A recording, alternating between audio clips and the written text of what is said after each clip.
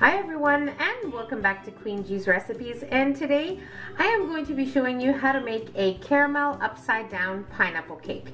Now it's very similar to the pineapple upside down cake that I have on my channel, which is actually really early on when I started my channel. I will leave the link in the description box below, and but we're going to add a few different things and we're going to make it a little bit differently. Alright, so I quickly just went to go get my maraschinos that I had aside there. Now, the ingredients we'll be needing for this cake are very few. Here we have 2 cups of sugar. We have 1 can of sliced pineapples. Now, I have reserved the juice here, which gave me about 2/3 cups of pineapple juice. And the 8 slices of pineapple. So I'm using a 14-ounce can. Typically, I believe they come in all about the same size. And here I have 8 maraschino cherries. I have 2 cups of flour. Into the flour, I have added 1/4 teaspoon of salt here. And I have also added 1 teaspoon of baking powder. We're also going to be needing 6 whole eggs. We're going to use 1 to 2 teaspoons of vanilla extract. And now, here in a 9-inch springform pan, I have added some caramel sauce. Now on my channel under the Banana Foster's Upside Down cake, I did show you guys how to make a caramel sauce. Now I will leave the link in the description box below, and also I will give you the ingredients in the description box of what to use for the caramel sauce. Now what I used for that caramel sauce was, in a saucepan I used 1.5 cups of brown sugar. I also added a pinch of salt, probably about 1/8 teaspoon of salt, and I also added in 8 tablespoons of butter and 2 teaspoons of vanilla extract. Once my caramel sauce was done, I shut off my stove and I put in my vanilla extract and just mixed it in at that time. But these steps will be in the banana upside down cake of how to make the caramel sauce, and the ingredients will be in the description box below. So I'm going to be making this in my standing mixer, but most definitely you can use a bowl and a whisk or a wooden spoon. You can even use a handheld electric whisk, and that will work perfectly great as well. So let's move on to making our cake. Alright, so into our standing mixer, we are going to add in our eggs. Okay. We're also going to add in our sugar and our vanilla.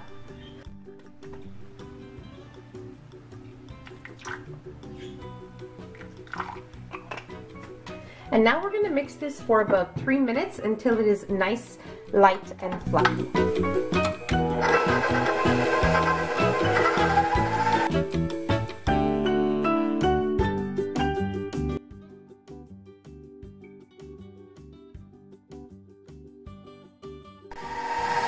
Okay, so I have reduced the speed on my mixer, and slowly I'm going to incorporate the pineapple juice while we are still waiting for 3 minutes to be up.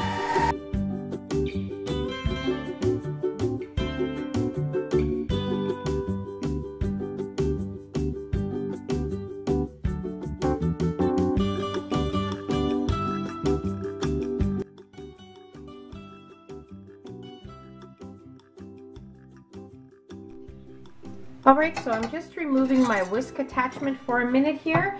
I'm going to set it aside, and I'm going to sift my dry ingredients into my wet ingredients.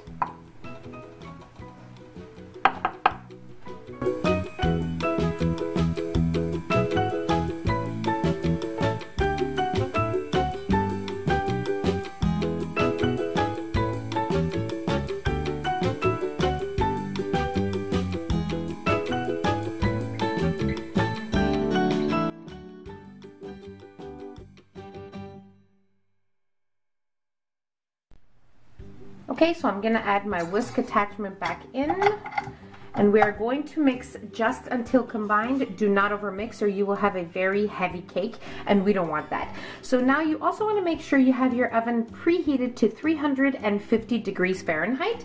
And now we'll mix just until combined. Scraping along the sides when necessary.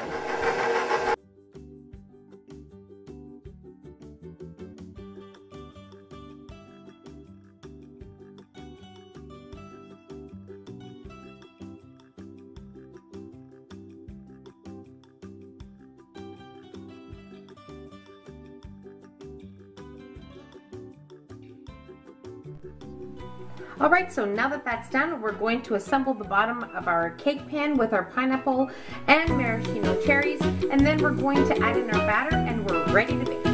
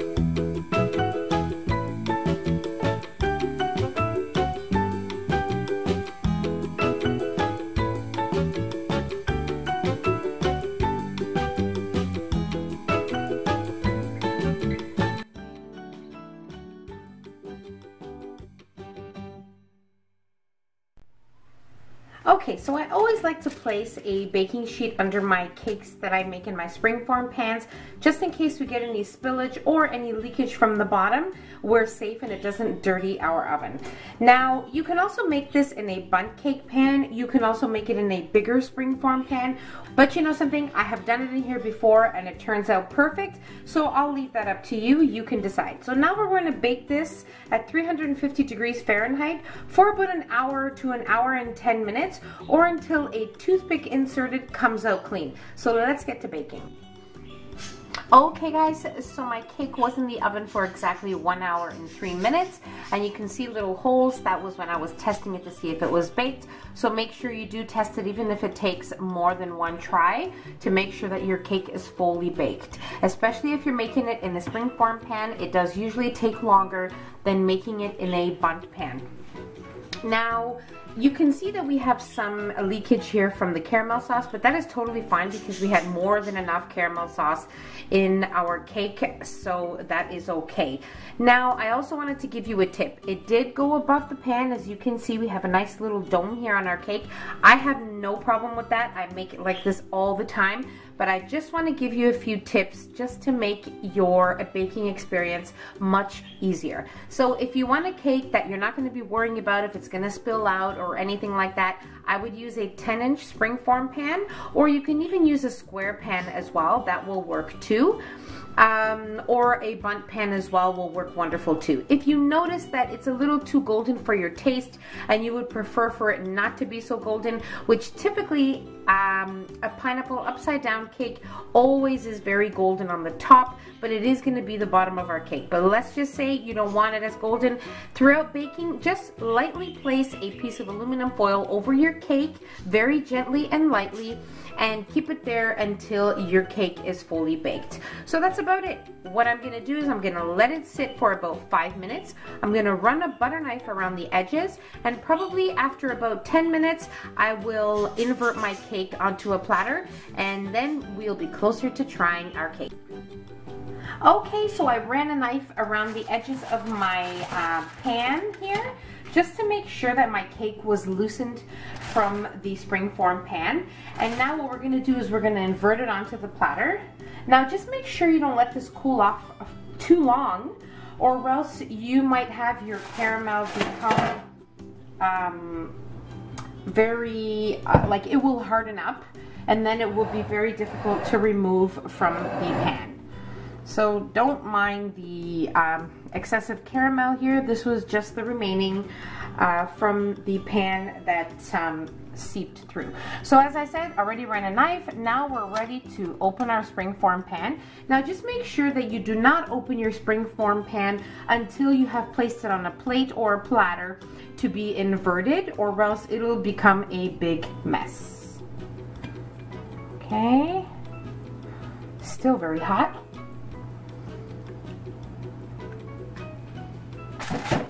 Wow, look how gorgeous this is.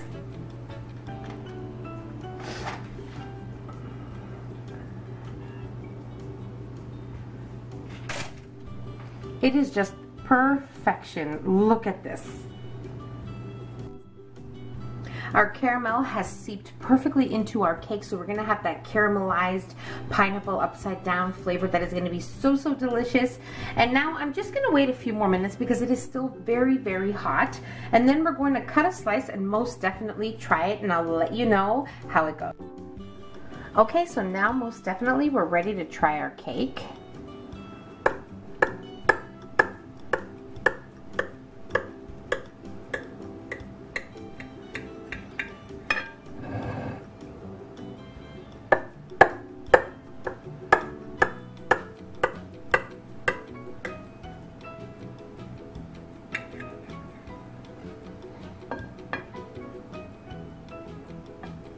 Look at this.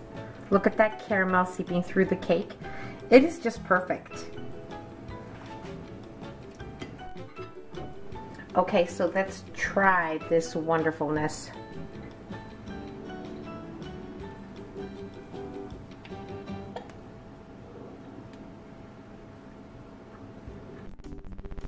Okay, so the cake is a soft, spongy, and almost moist-like, if you will, kind of cake with a nice, it's almost like a moist, chewy topping. It is so, so good. The bottom part adds that little chewiness. The top is very, very moist and soft. You have that hint of caramel. It's just perfection. It's definitely a little twist on the traditional pineapple upside down cake, and because I like to share with my family, I thought I would share the recipe with you. So I really hope you guys enjoyed this video. If you enjoyed it, don't forget to give it a nice big thumbs up, help our channel grow, and also don't forget to share the recipe, share it with your family and friends, enjoy it, and don't forget to subscribe if you haven't already, and don't forget to hit the notification bell so you will be notified every time I upload a new and delicious recipe. So that's about it, and I'll see you on my next video. Bye everyone.